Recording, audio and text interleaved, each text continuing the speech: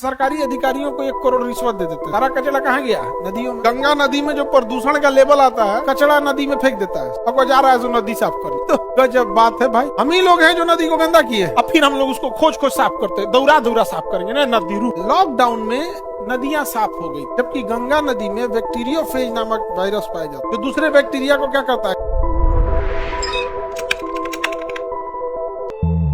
गंगा नदी में जो प्रदूषण का लेवल आता है, कानपुर जो गंगा नदी किनारे है, इतनी इंडस्ट्रीज है और कचरा निकाल के गंगा नदी में फेंक देते हैं। देखिए, भारत में या दुनिया में कहीं भी जहां से नदियां साफ हुई है ना, जैसे जर्मनी है, उससे ज्यादा इंडस्ट्रीज कहीं है। जर्मनी बहुत ज्यादा इंडस्ट्रियलाइज है, बहुत ज्यादा। अब साबरमती नदी देख लीजिए, गुजरात। तो जो भी नदियां हैं जब साफ हो रही हैं, तो इसमें सबसे गलत चीज क्या है कि आप बताइए कि आपके जेब से वो सिक्का निकाल के नदी में फेंक दे, उसका कहें कि सिक्का खोजो, कितना मुश्किल होगा। जेब में है तो सड़क पे फेंक देंगे तो आसानी से निकाल लेंगे। अब आप बताइए, फैक्ट्री से, घर से, शहर से कचरा नदी में फेंक देता है, अब वो जा रहा है जो नदी साफ करने। तो गजब बात है भाई, कचड़वा पूरा पटना शहर का नाली कहाँ जा रहा है? गंगा नदी में। जितना इंडस्ट्रीज है कहाँ जा रहा है? गंगा नदी में। आप फेंक दिए गंगा नदी में, गंगा नदी को नाश दिए, और जा रहे हैं हम गंगा नदी साफ करने के लिए। भाई, आप जो शहर बसे हैं किसी नदियों के किनारे, उनके नालों को एक बड़े नाला के रास्ते ट्रीटमेंट प्लांट में लाइए और उसमें क्लोरीन और बैक्टीरिया जो मारने वाला चीज है, जो सॉलिड कचरा है, पहले जाली लगा लीजिए, सॉलिड कचरा निकल जाए, प्लास्टिक वगैरह ये सब चीज निकल जाए, बोतल प्लास्टिक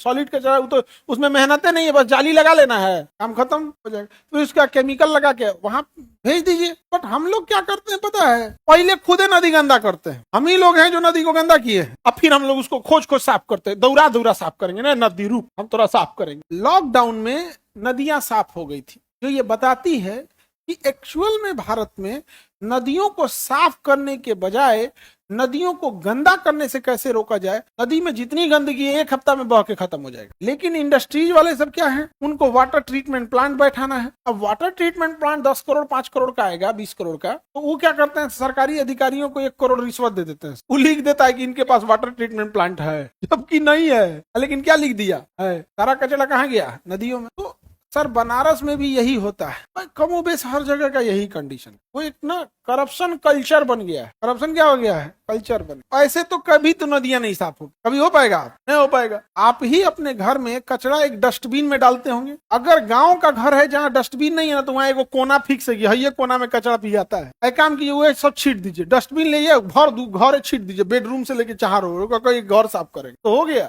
नदी में हम लोग क्या कर रहे हैं? वही कर रहे हैं। जबकि गंगा नदी में बैक्टीरियोफेज नामक वायरस पाया जाता है, जो दूसरे बैक्टीरिया को क्या करता है? खा जाता है। बैक्टीरियोफेज पाया जाता है, जो दूसरे बैक्टीरिया को क्या करता है? खा जाता है। तो गंगा नदी में स्वयं की हीलिंग प्रोसेस है, तो ज्यादा बेटर है। समझ में आ रहा है?